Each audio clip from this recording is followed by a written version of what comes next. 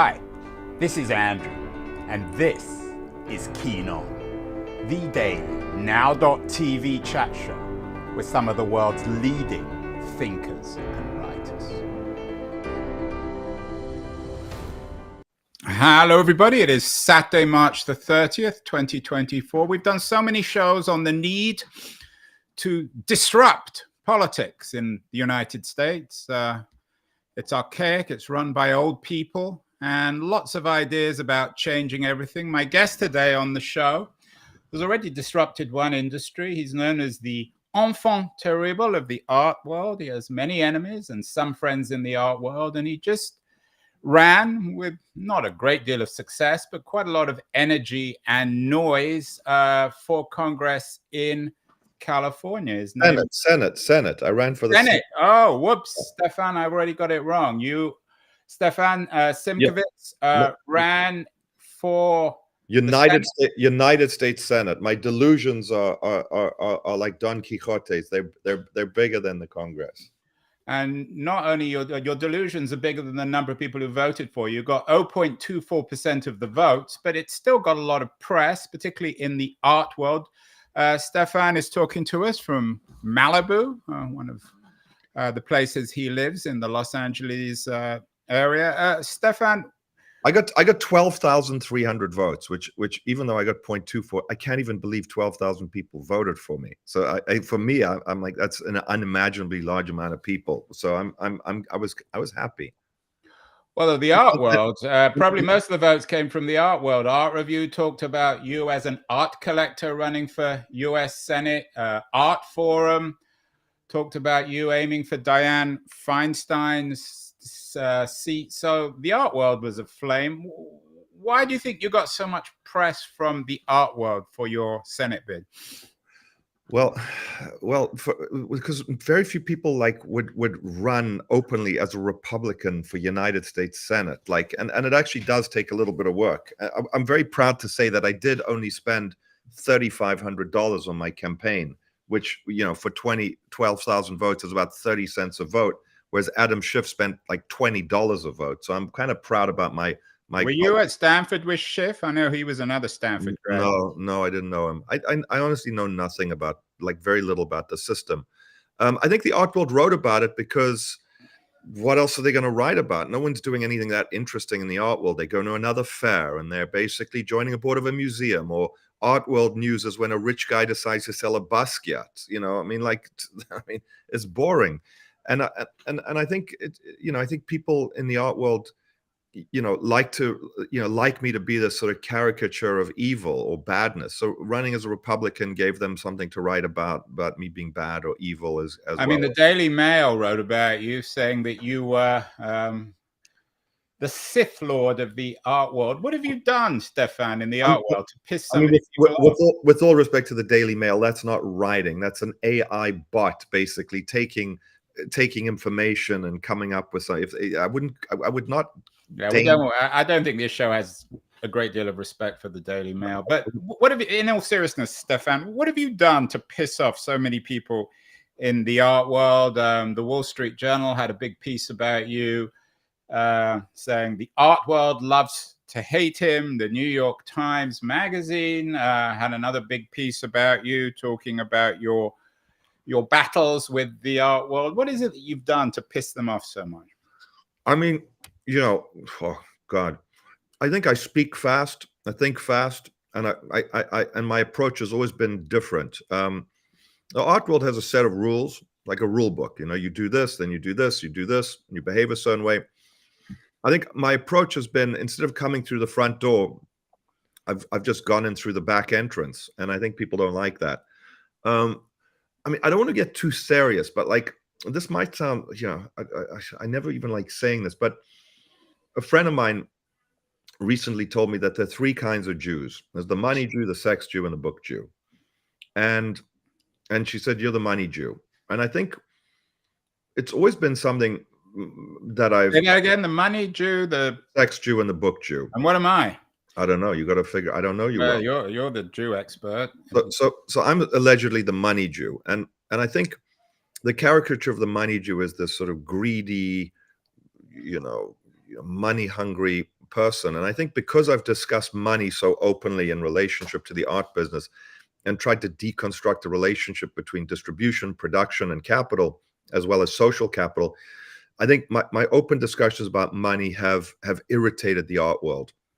Is it impolite? I mean, in your interesting foreign policy piece, you argued in the interview that you're hated in the art world because you're Jewish. You said, "I speak about money openly in art. I'm the money Jew." Is that true? I don't know if it's true. I think racism,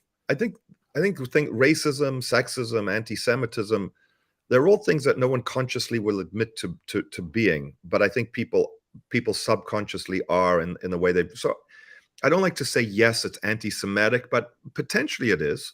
I mean, isn't that a bit unconvincing, Stefan? We did a show. I'm not sure if you're familiar with the work of the art historian Charles Delheim. He had an interesting book out, "Belonging and Betrayal: How Jews Made the Art World Modern." Talked about the Jewish role in the art business. I mean, it's a piece of history. They did. They're very powerful. So I mean, I don't want to count up the number of Jews in the art business, especially in Los Angeles, but I'm guessing there's quite a high proportion. There are, and they're very active. I'm not going to say that it doesn't mean that anti-Semitism has not prevented Jews from becoming successful in various industries, but it helps people be critical of it. But I don't think it's an overarching anti-Semitism. You know, people always ask me this question: why do you have this role? I think it's maybe the way I speak, the speed, the aggression. I don't fully understand it because, unlike many people I know who have good reputations, I pay my bills on time. If I say I'm going to do something, I do it. I'm very, very transparent, maybe too transparent in how I operate. And I think people don't like that. I think people want to uphold the myths of the business because it suits them. But what have you done? I mean, according to the New York Times Magazine, I'm quoting them. They say critics charge that you often prey on vulnerable young artists without gallery representation. Some say without talent, and buys up huge quantities of their work, then flips the pieces back and forth at escalating prices among a cultivated group of buyers, a network of movie stars, professional poker players, orthodontists. I don't know about orthodontists, nightclub promoters, financiers, football players, and corned beef magnates. It's almost a parody, Stefan. Is there any truth to that? Do you know corned beef magnates and orthodontists? I know orthodontists. My orthodontist was at dinner last night. Miriam Majani. She's fantastic. A nice, lovely Persian woman, super successful. I would love to know a corned beef magnate. If there are any corned beef, but in all seriousness, what do they mean? I mean, you're not going to acknowledge that you prey on younger artists, but are you buying up? What are you doing that's different from the traditional art world? I'm actually buying the art. First of all, that's a hit job at the New York Times, made by, that's not journalism. That's a hit job. I'm actually buying art from artists who have no markets, no careers, people who are unknown, people who sometimes, I buy a lot all over the world. Sometimes people barely have food on the table. So I think it's a very good thing. When you provide capital to people who are vulnerable so they can actually follow their dreams, I reckon that's a good thing. The New York Times clearly wanted to pay the porter, but look at the coverage, the art coverage the New York Times does. Most of it goes to Gagosian, Hauser, Pace. They uphold the institutions that are central and powerful, have the most capital. That's what they write about. So a guy like me comes along and they do this. They write the fiction. The traditional. Let's try and figure out the business model of the art world. I do want to come back to your politics as well, but for the art world, the traditional role is, I guess, there are distributors. People buy art for galleries and sell it to the public. What are you doing that's different? There's no distributors. There's galleries who consign work from artists with no financial compensation. Those artists are not. Very few of those artists are provided a production budget for their work. If the work sells, the artist receives some money. If the work doesn't sell, I go to an artist, I pay for the work up front. I pay for the studio before the work gets made. I pay for the materials before there's paint on the canvas. I pay for the paint before there's a paintbrush to put it on. So I actually take a lot of the risk away from the artist. And if I don't sell the work, I'm stuck with it. I've done 75 solo shows in my gallery. I'm proud to say in 40 of them, I didn't sell a single work. The artists have been paid. You show me a gallery that does that. In most circumstances, the artist basically is then doesn't have any options. So it sounds good, but it is good. Things that I'm very aren't proud quite of good what I don't do. always sound good. I mean, so I'm a young artist, Stefan. I think I'm talented. You agree I'm talented. Nobody's heard of me. What's the deal? You come to me, you buy all my art, a certain amount. Do you want an exclusive? It really depends. It depends on the situation. It depends how much capital I put in. Usually I'll just buy a few works and see if I like it and what happens. And sometimes I buy everything. Buying everything is not a great business, though, because it's very expensive and it's a huge emotional and financial commitment. But there are artists. There are a handful of artists who I have worked with for a long time who I do that. Corpor is one of them. Petra Kortright is another. Serge Tukwe-Clotti in Ghana is another. And those are deep relationships. I don't necessarily buy everything, but everything that happens or gets sold, I have a sort of say in it. I don't have contracts or agreements with artists. I have understandings. So those relationships can be broken or ended by either me or the artist at an at-will basis. And I think this is important because I think the notion of transparency and communication and should always be present. I don't believe in having complex contracts with artists. I think I don't think it's appropriate. I don't think it makes sense. My relationships, my long-term relationships are really based on trust. And if there's problems, we have a discussion, we might have an argument, but they get resolved in a way where you have total transparency. The artists know exactly what I'm selling to, who I'm selling it to, if they want. But it usually begins, there's all different kinds of deals, because sometimes I might just want to buy 5 works from an artist, sometimes 10. It really depends. Sometimes an artist is not fully developed enough, so I just want to give them some capital and see if that capital helps them make better work. So you're like a VC of the art world. You're taking bets on artists. I think that's appropriate. I think that's like a VC, and then as the artist develops, I become a manager. I become I have a gallery. But yeah, I would say that's on a. Well, publishers do the same with writers. They sometimes give them 2 or 3 book deals if they think they're talented. Music labels do the same thing. Movie studios. Why is this so controversial within the art world? There are myths around art and art production and art exhibition whereby, artists are not controlled by someone or artists are free. I've stopped thinking about why it's controversial. I'm just on my mission and growing my business and figuring out how to stay in business and support artists. What other people think is, the art world needs a psychologist to figure out why they have such a relationship with me. Well, you are the enfant terrible, for better or for worse, of the art world, and you ran for Senate, not without success, but with a lot of visibility. Is the business of politics, Stefan, similar to the art world? Stuffy, closed shop, monopoly, reactionary? 100%. I think the art world is a political system. I think the art world runs on both money, financial money, and also social capital. I think there are a lot of mirrors between Hollywood, between the political system, between the art world. They're political systems. They don't make the best decisions. They don't make the best decisions for the most people. 100%. I think there are a lot of parallels in it. I think the art world is much more democratic and liberal. I think although it eschews diversity. I think maybe eschews the wrong word. Although it claims diversity, I don't think the art world is a particularly diverse place. As far as ideas go, I think it conforms to a menu of liberal ideas that if you're not part of, you're sort of not in the art world. And I think the political system, I think all systems really need a huge upgrade of thinking. And, I entered politics because I'm interested in politics and life and social capital. I'm interested in how systems work, how systems fail. I'm very interested in capital and how capital enters the system. A lot of the things I talk about are modern monetary theory, which is the creation of money by the federal government, which I do not believe is a federal debt. I believe it's just an accounting of how much money is in the system. We've done some shows on MMT. It's an interesting idea. Yeah, I've done a lot of homework on MMT.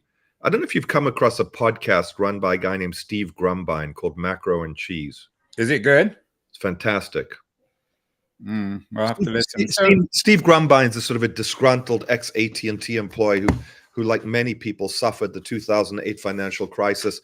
And he's done a really great job on a shoestring budget putting this podcast together called Macro and Cheese, where most of the where all of the good thinkers on MMT have been present. Clara Matai has been on the. Clara Matai is an amazing voice. People who talk about degrowth, a lot of interesting ideas. The negativity about a lot of the people who are MMTers, they sort of like. So coming back to the art world and politics. Politics, we know from the upcoming November election, which is going to be fought by two 80-year-old men, is a gerontocracy. Is the same true of the art world? What is it? No. You were born in South Africa, so you came to the United States. The United States has always been associated with youth and vigor. What has happened in America to create these gerontocracies? The art world is not a gerontocracy. The art world consumes youth. It's like a fashion business. The art world isn't controlled by, I don't know, Hauser and Wirth, David's. I don't think the art world is controlled. It's not a gerontocracy. It always looks. The art world is fueled by youth. I don't think that's the problem with the art world. Not at all. And what about them? We're coming to politics. What is it about American politics that has created this seeming gerontocracy? You ran for the Senate seat of a woman who was in her late 80s, clearly shouldn't have been in the Senate. We have two men who clearly shouldn't be running for political office, Trump and Biden, who will be running against each other this October. What is it about age and politics in America? And you're a younger man, at least. You threw your hat into the ring. Why is it so hard for young people to break into American politics? First of all, I want to say I think Biden has not been a bad president. I think he's been a strong president. I think he's had a tough presidency to deal with.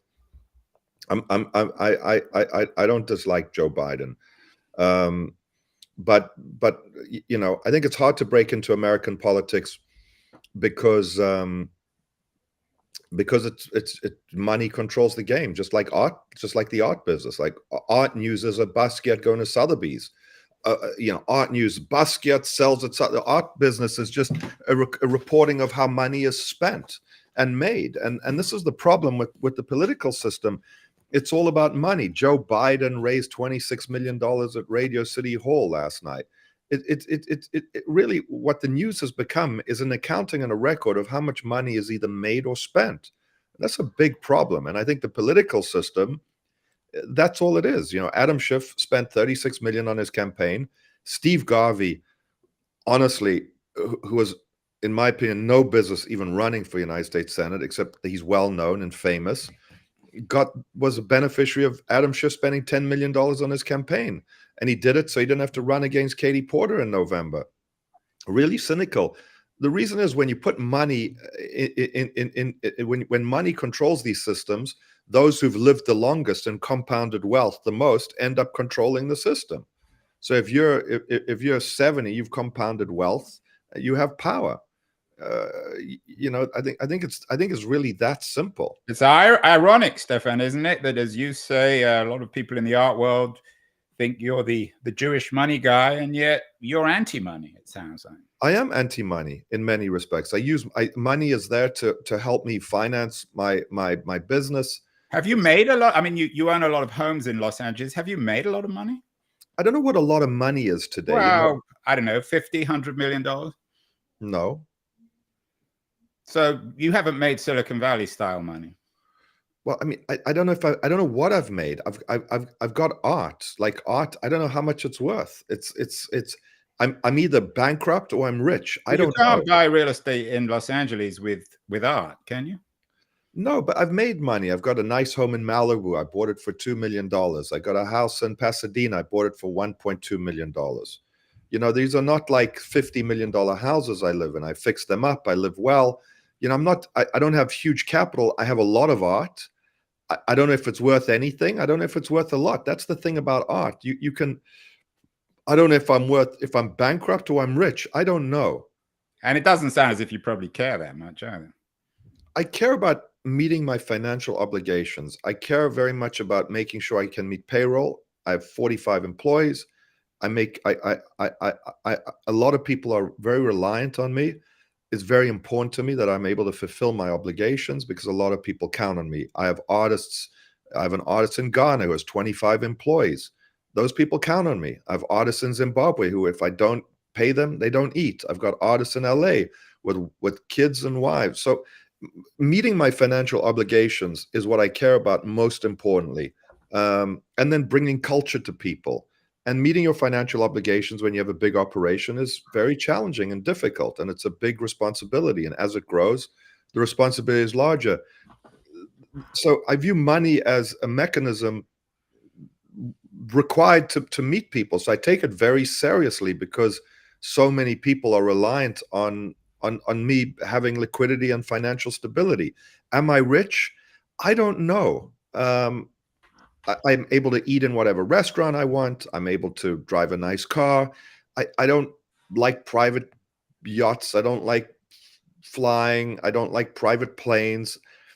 I like things that express culture. So I feel I'm very wealthy because I look at my homes and I wake up to art everywhere. I mean, this is the garage. There's wow, people watching. We got the garage. We got lots of art. We got to take a break, Stefan. Talking of money, we all need to pay our bills, and Liberties, a quarterly journal of culture and politics, help us pay ours. It's an excellent new publication. Actually, Stefan, I'm going to include you as for a year subscription. I think you'll enjoy it. You'll enjoy the kind of pieces that run in it. We're going to run a short video about Liberties, and then we'll be back talking with Stefan Simchowitz about art, politics, and disruption. We may even talk a little bit about the audio industry. Don't go away, anyone. We'll be back in a second with Stefan.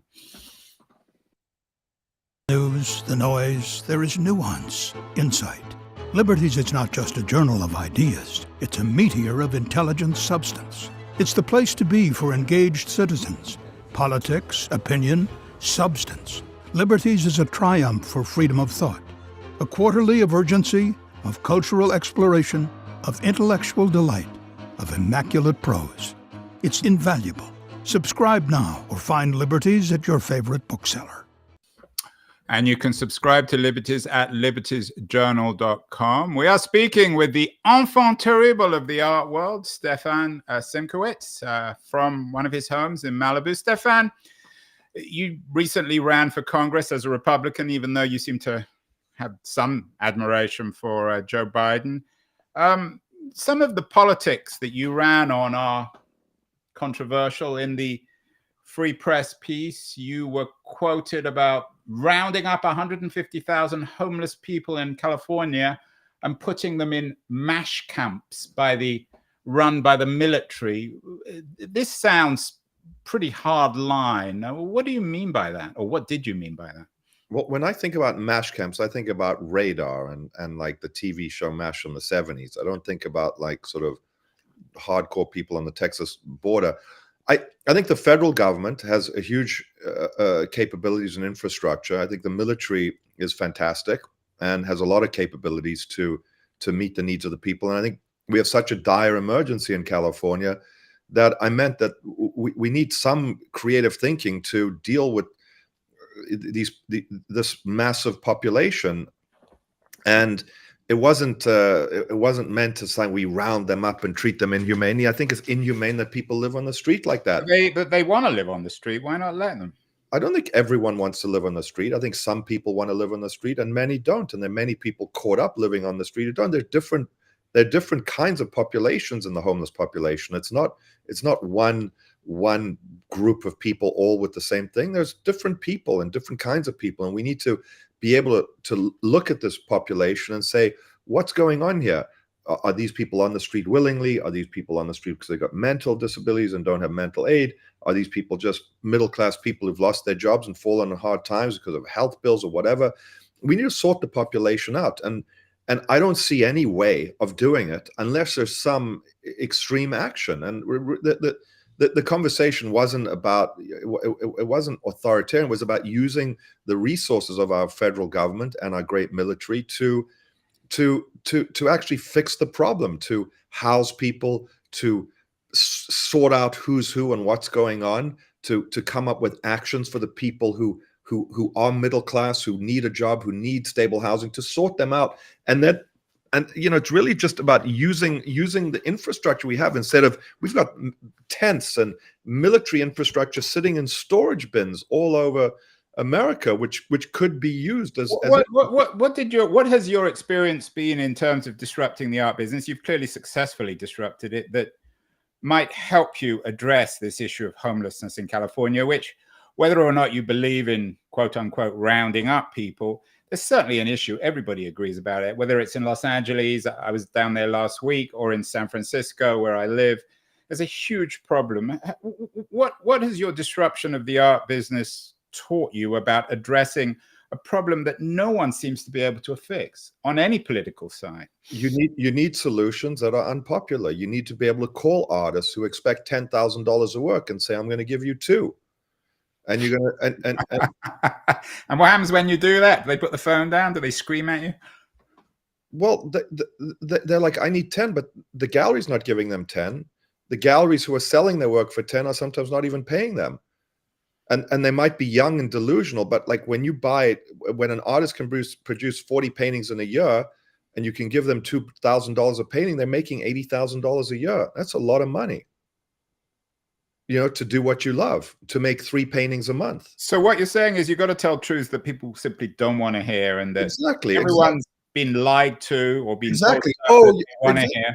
Exactly. You're evil. You want to round up homeless people, and you're a autocrat and an ethno-nationalist Zionist pig, or you're a racist or whatever. I mean, the head of gender equity, whatever, and data policy at the Gates Foundation DM'd my artist who I work with for 10 years, Serge Tukwe-Clarty, in Ghana, asking him why he works with me, because I'm an ethno-nationalist Zionist racist. Although, to be fair, Stefan, I mean, the stuff I'm quoting from is a foreign, is a free press piece that was actually rather sympathetic to you. I mean, it was sympathetic, but this is one paragraph. It didn't express the completeness of the idea. And the idea is that you would use our federal resources that we pay for as taxpayers to solve an intractable problem.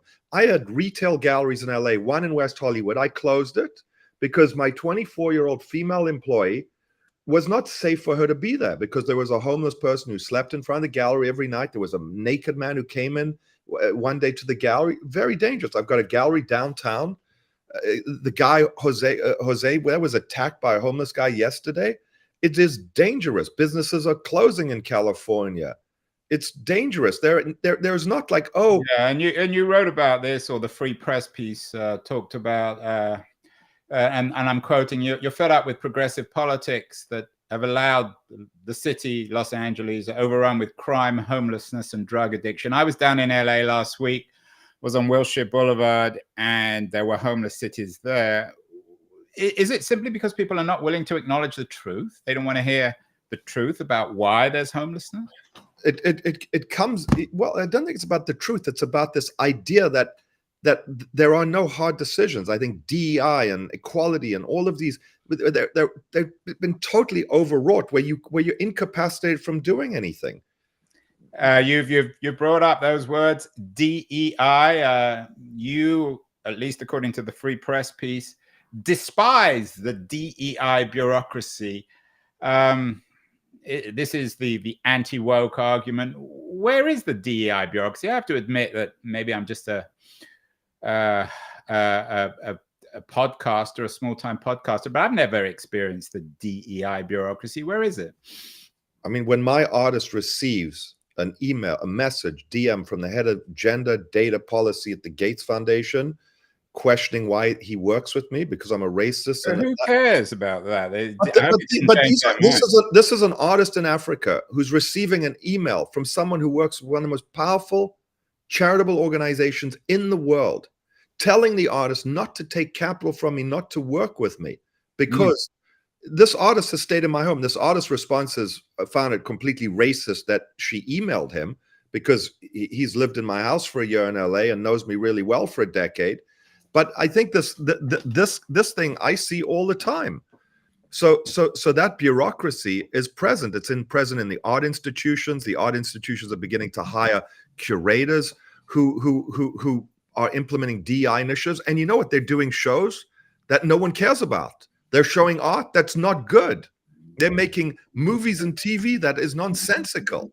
So I think a lot of the DI things, a lot of the criticisms that I got about the homeless population was like, you're an authoritarian. But we need to do what the art business taught Jewish authoritarians. Even worse. Yeah, even worse. What the art world has taught me is sometimes you just have to kick down doors, have tough conversations, and say to the artist, how much did you make from your gallery last year, sales? And they'll say $24,000. Coming back to the anecdote you told about the Gates Foundation person emailing or messaging your artist in Africa. So what? That's not a bureaucracy. That's just someone trying to dirty your name. But it's not a bureaucrat. They don't have any power as a Gates Foundation person. My kid, I have a tough time finding. My kid's gone to a number of schools. Goes to a school, it's doing history. They don't have a textbook history. They're giving him stuff. They have social justice course every day. He's not learning anything. It took him out of the school, sent him to Fusion Academy.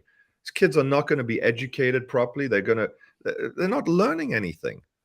So what should they be learning? They should be learning. I mean, the history of Stefan, the history, and we do many shows on this, of America has been besmirched by racism and sexism and slavery. Shouldn't they be taught that?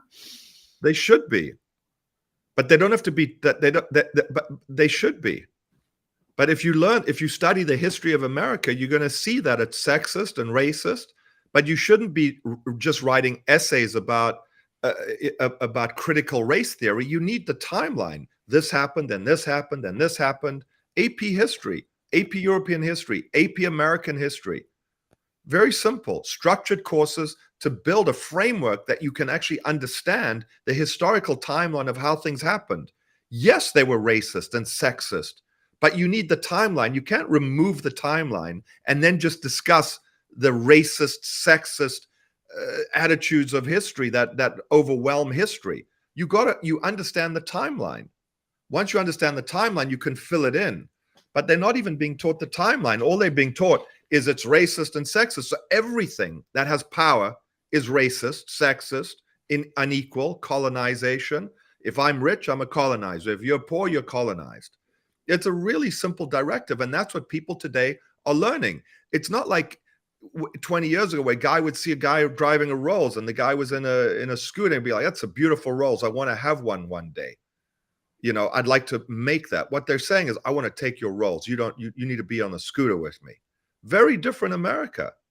You obviously know the art world inside out. What's your take on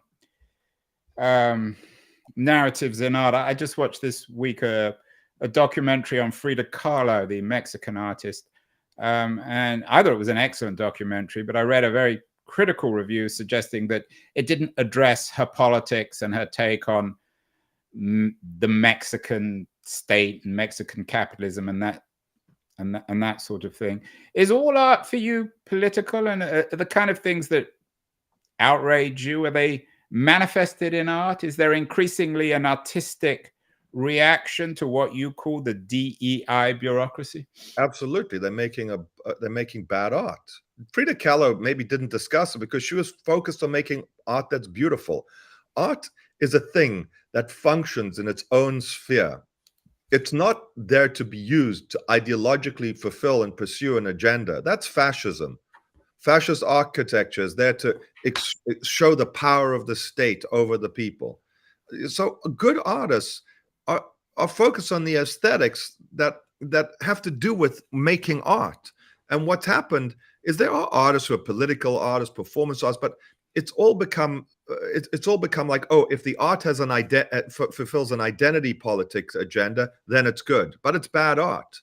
So a lot of the black portraiture we saw over the last 3 years that hit the market, that did really well, was just there pushed by BLM and that movement. A lot of that art is crap, bad. And today, now that that movement is no longer strong, the values of that kind of production have literally collapsed. They've gone from being worth $400,000 to being worth $5,000. So when art is scaffolded onto political initiatives and onto these political, social, cultural movements, and produced in order to satisfy the machinery of sort of liberal capitalist art collectors, it fails, because art is there to take you somewhere and transport you into spaces that politics or other things can't. So when you listen to beautiful music, or you listen to, or you eat beautiful food, or you look at a beautiful painting, it has its own language. It functions outside of these spheres of influence that are political. That's why a radical Republican, a radical Democrat, a radical atheist, a radical authoritarian, a radical libertarian can listen to the same piece of music and have a very similar spiritual experience, even though they're completely different politically, ideologically, from an educational point of view. They can come together in the experience of culture, whether it's music, art, poetry, literature, or anything, and have this experience that is shared and communal and outside of the bounds of their defined intellectual outlook of life. This is the power of art. When art is made a prisoner of the systems of politics and ideology above it, art no longer functions as art. It functions as a form of fascist communication, expression. It fulfills the political agenda, and this becomes dangerous. And I'm guessing then you're not particularly happy about reinterpretations of some great artists of the past. Picasso comes to mind, and his treatment of women. Do you think that we should leave the politics or the personal morality of great artists alone and just look at their work? It's irrelevant. It's irrelevant. It completely is irrelevant. So it doesn't matter how they live their lives as long as their art's good? 100%. If their art is good, and if their literature is good, if their poetry is good, because then you need to open up the CIA of investigating the moral lives of people. Once you open this landscape, you were rude to a barista one day, or you had a fight with your son one day, or you're a bad person, therefore everything you've done and your output is meaningless. This is a very slippery slope.